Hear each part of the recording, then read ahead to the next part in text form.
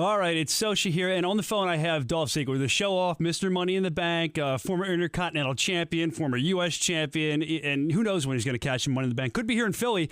This Tuesday, Smackdown coming to town. It's a great show. Comcast Tix, TTIX.com if you want to go. Tickets as low as $20. Dolph, how are you, buddy? I'm doing all right, man. How you doing? I'm not too bad, man. I appreciate you calling in and visiting with the Soscia Network here. I got some questions for you that I'm really confused by you. You're like an enigma of sorts for me. Oh, yeah?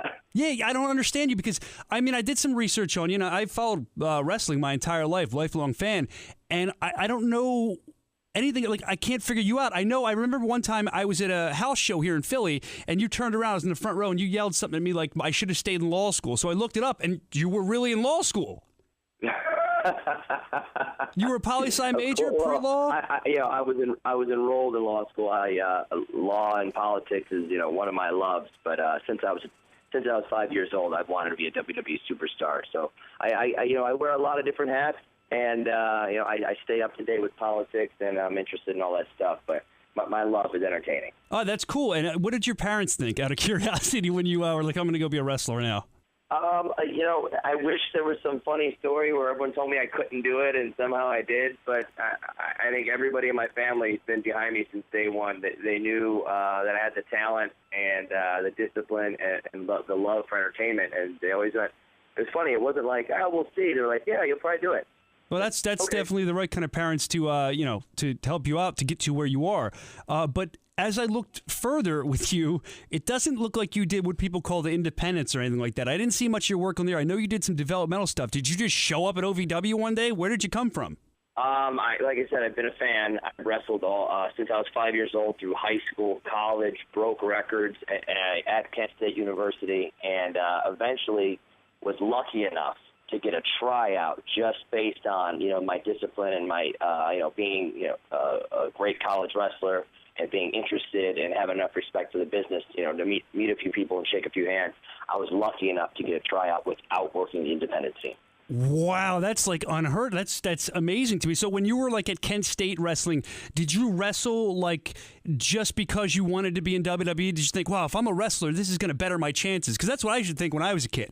I started out that way, and then I grew to love the sport of amateur wrestling, and I made a lot of friends, and I lived it. And there really is no off season when we did something like that, and there, especially even at Kent State, there wasn't a lot of fan support. You don't get 20,000 people filling a stadium to come watch a wrestling match, but but it was fun for me. I loved it. I still stay.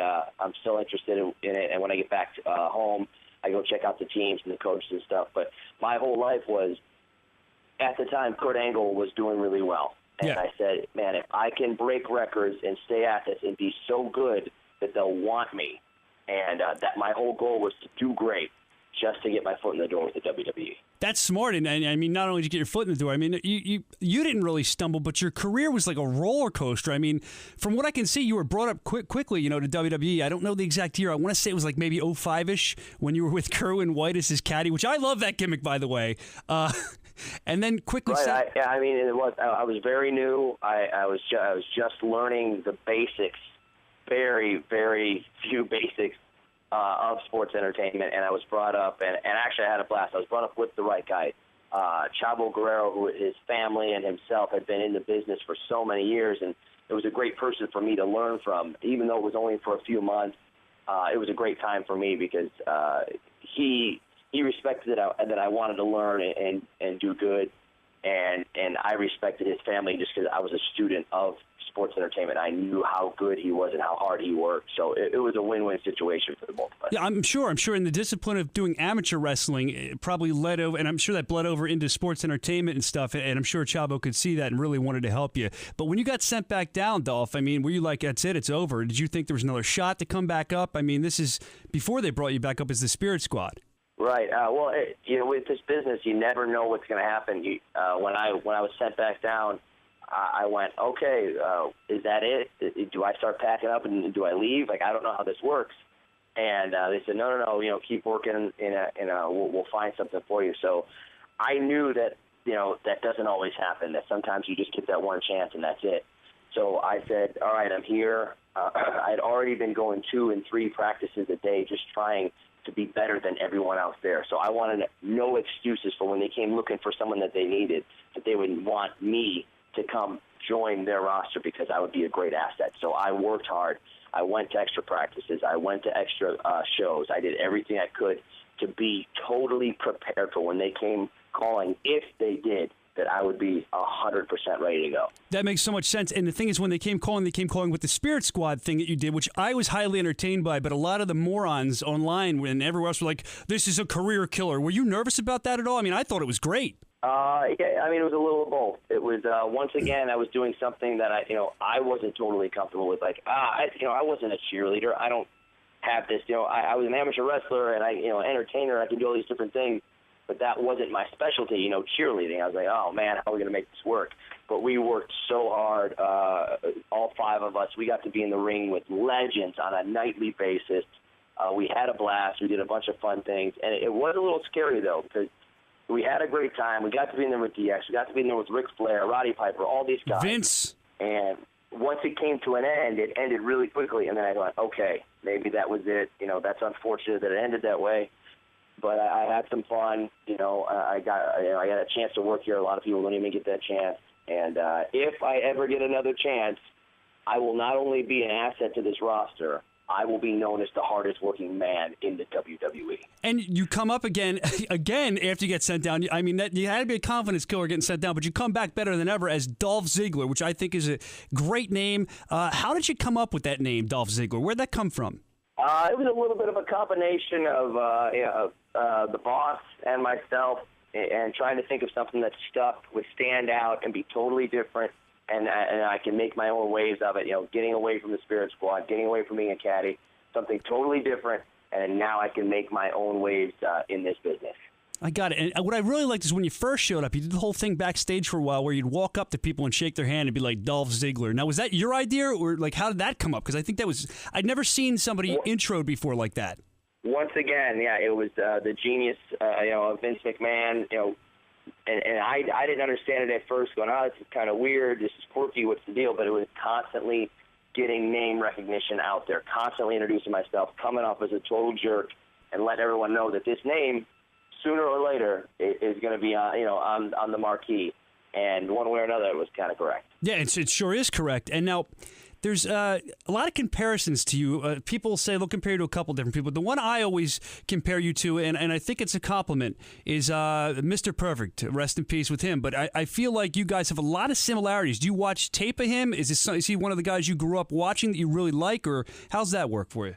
Honestly, I mean, there's several guys that I watched and studied, like, because I knew they were ring generals, and I've always been a student of this business. And Ric Flair, Shawn Michaels, Mr. Perfect, Billy Gunn, any of those guys who were athletes who always wanted all eyes on them and wanted to steal the show every time they went out there. And subconsciously, I think I started moving around a little bit like a Mr. Perfect at times, but it's also a combination of 20 other superstars that I just grew up watching and just knew that they were so fluid and so great in the ring. And subconsciously, you just start to pick up traits from others. I think more importantly, we have similar hair, so a lot of people throw us in the same. That's honestly, at the end of the day. But it's amazing to be compared to those guys who are, my heroes growing up. Yeah, I think it's the way when you're getting beat up and you're getting thrown around the ring too. You're kind of like the way you guys do. That's also similar. But you talk about hair. I want to talk about hair. You remember for a short time there, this has always bugged me, and I need to know this. Why did you go from the awesome blonde locks you had to you kind of went short for a little while and just let your hair be like brown or something? I felt like that stopped you from standing out. Why change your hair, man? At the time I was in a little bit of a rut. The whole reason I have long blonde hair is purely to stand out and be myself. I love being different. If everybody else had long blonde hair, I would have short black hair right now, but they don't. So I like standing out. I like having my matches be different. I like me moving around the ring differently. And for some reason, I was in a rut, and I thought, man, I'm not progressing like I want to be. Why is that? And I noticed, all these guys who seem to be going in the right direction have the clean cut, sheep. Everybody looks the same haircut. Maybe me standing out isn't so great for my career right now. So I gave it a try. It didn't work out.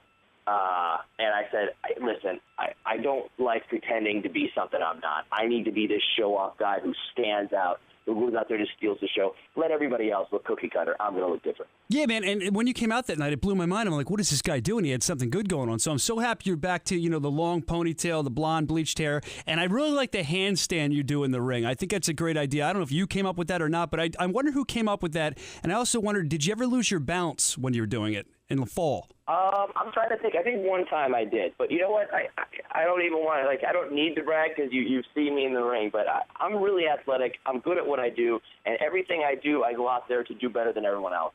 And I go, you know what?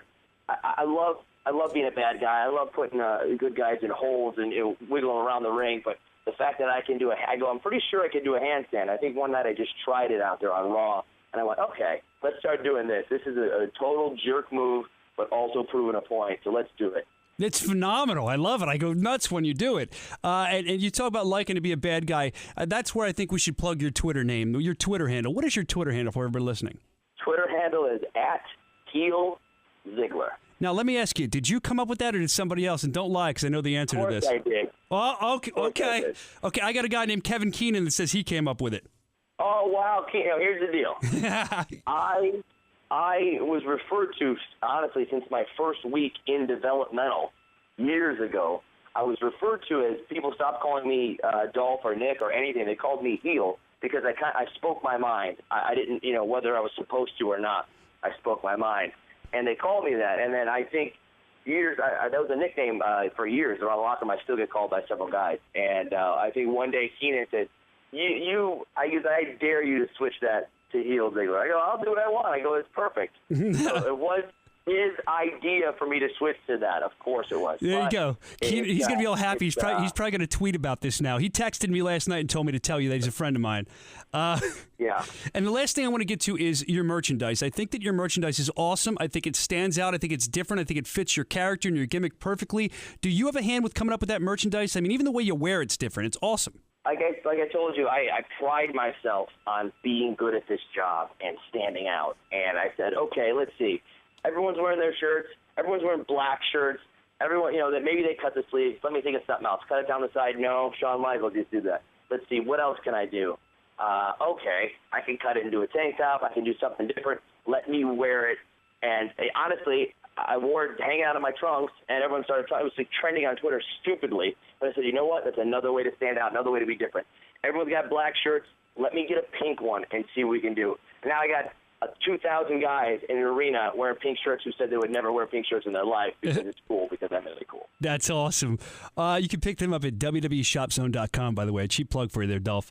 All right, Smackdown in Philly. It's going to be a great show. Again, tickets still available. They start at just $20.